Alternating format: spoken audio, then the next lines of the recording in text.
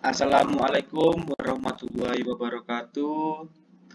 Perkenalkan, nama saya Randy Novan Pradika. Saya dari Fakultas Manajemen 1A Universitas Islam Riau dengan NPM 2352 10291. Di sini saya ingin mempresentasikan tugas dari Bapak Asnawi DR SPD MPD. Baik Bapak, di sini saya membawakan presentasi yang berjudul Pengaruh Penggunaan Influencer Marketing Terhadap Perilaku Pembelian Konsumen. Pengaruh penggunaan influencer marketing ini berpengaruh terhadap perilaku pembelian konsumen yang sangat signifikan dalam era digital saat ini, dengan jumlah pengguna media sosial yang terus-menerus meningkat. Para konsumen cenderung mempercayai rekomendasi produk dari influencer yang mereka ikuti. Oleh karena itu, penting untuk memahami bagaimana hal ini untuk mempengaruhi keputusan pembelian konsumen. Baiklah, di slide selanjutnya kita masuk pembahasan, yaitu pertama, perilaku pembelian konsumen. Di sini terdapat 3 perilaku pembelian konsumen, yaitu yang pertama perilaku pembelian konsumen modern, yang artinya perilaku pembelian konsumen telah berubah secara signifikan dengan peningkatan belanja online, pemakaian internet, dan pengaruh media sosial yang dalam keputusan pembeliannya. Karena memang sekarang ini banyak sekali pembeli yang menggunakan media sosial untuk mengetahui produk-produk yang mereka inginkan. Yang kedua, psikologi konsumen. Memahami psikologi konsumen, motivasi, dan preferensi sangat penting dalam merancang strategi pemasaran yang efektif dan relevan. Dan yang ketiga, kepuasan konsumen menjadi ketujuan utama dalam setiap strategi pemasaran karena hal ini berhubungan dengan retensi pelanggan dan loyalitas dalam merek. Kepuasan konsumen itu selalu menjadi prioritas utama influencer. Dan slide berikutnya yaitu pembahasan pengaruh influencer marketing terhadap perilaku pembelian konsumen. Itu ada 3. Yang pertama, meningkatkan kesadaran produk. Influencer marketing dapat membantu meningkatkan kesadaran konsumen terhadap produk atau merek tertentu melalui rekomendasi yang mereka berikan. Pastinya kalau kita sebagai influencer itu harus banyak merekomendasikan produk yang kita punya agar banyak diminati oleh konsumen dan meningkatkan nilai jual suatu produk. Membangun kredibilitas merek. Ketika produk direkomendasikan oleh influencer terpercaya, hal ini dapat memberikan kepercayaan kepada konsumen terhadap kredibilitas merek. Makanya sekarang pasti banyak yang memilih produk yang banyak digunakan oleh kebanyakan pembeli. Dan pasti influencer memilih nama produk yang bisa diminati, yang banyak dimengerti oleh banyak konsumen. Lanjut, yang ketiga, memicu tindakan pembelian.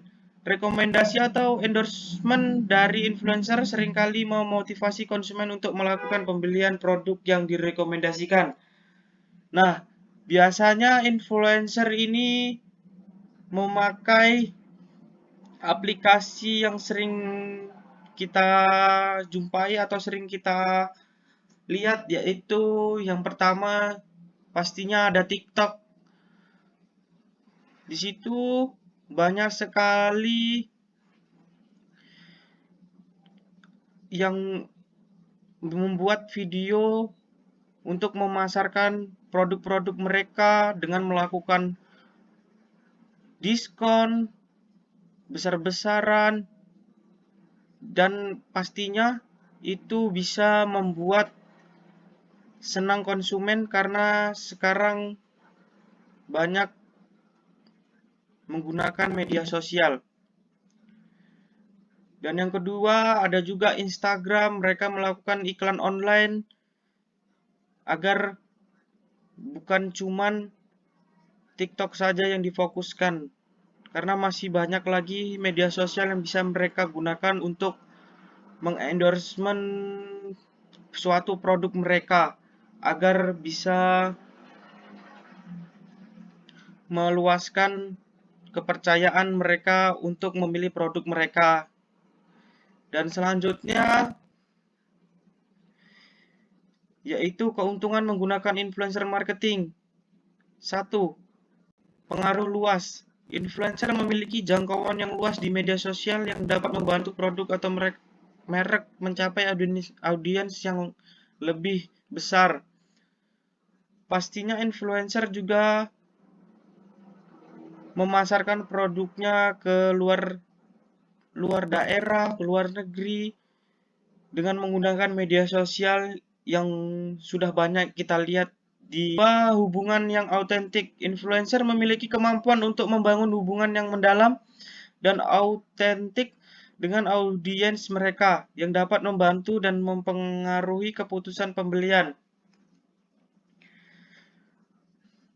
Di sini pasti influencer itu dia harus bisa mempengaruhi konsumennya untuk memilih produk mereka.